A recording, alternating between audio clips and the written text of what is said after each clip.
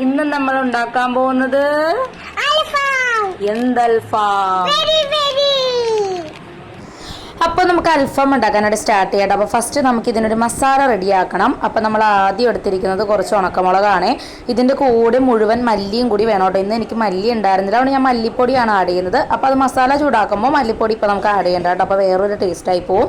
പിന്നെ ഇതിൻ്റെ കൂടെ നമ്മൾ ആഡ് ചെയ്യാൻ പോകുന്നത് ജീരകമാണ്. വലിയ ജീരകവും വേണം, ചെറിയ ജീരകവും വേണം കേട്ടോ. അതായത് നമ്മൾ കുടിക്കാനൊക്കെ തിളപ്പിക്കുന്ന ജീരകവും വേണം. അത് മസ്റ്റാണ്.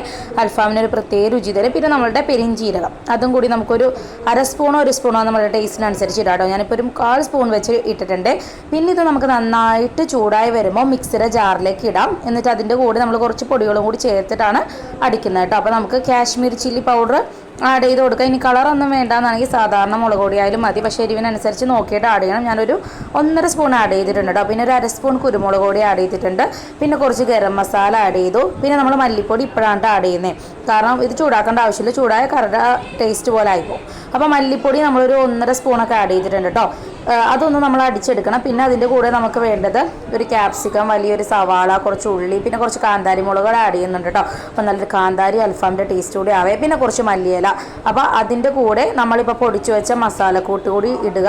എന്നിട്ട് നമ്മൾ ഒരുമിച്ചൊന്ന് മിക്സിയിലിട്ട് കറക്കി ഇതാ ഈ ഒരു പരുവത്തിലെടുക്കുന്നുണ്ട്. ഇത്ര ഉള്ള പരിപാടി. ഉപ്പ് പിന്നെ നമ്മൾ ലാസ്റ്റ് ആഡ് ചെയ്യുന്നുള്ളേ. ഇപ്പോൾ മസാല നമ്മൾ ചിക്കനിലൂടെ ആഡ് ചെയ്യുന്ന സമയത്ത് ഉപ്പ് ആഡ് ചെയ്യാൻ കണ്ടില്ലേ, ഞാൻ തന്നെ കട്ട് ചെയ്തതാണ്. അപ്പോൾ അതിൻ്റെതായ ഗോഷ്ടികളൊക്കെ ഉണ്ടാവും, അതൊന്ന് ക്ഷമിച്ചേക്കുക കേട്ടോ. അപ്പോൾ നമ്മൾ മസാല നന്നായിട്ട് ആഡ് ചെയ്യാം. ഇതിൻ്റെ ഇടയിൽ ഞാൻ ആവശ്യത്തിന് ഉപ്പ് കൂടി ആഡ് ചെയ്തായിരുന്നു കേട്ടോ. അപ്പോൾ അത് വീഡിയോയിൽ എടുക്കാൻ പറ്റിയില്ല. നിങ്ങൾ നിങ്ങളുടെ ആവശ്യത്തിന് ഉപ്പ് കൂടി ആഡ് ചെയ്യുക.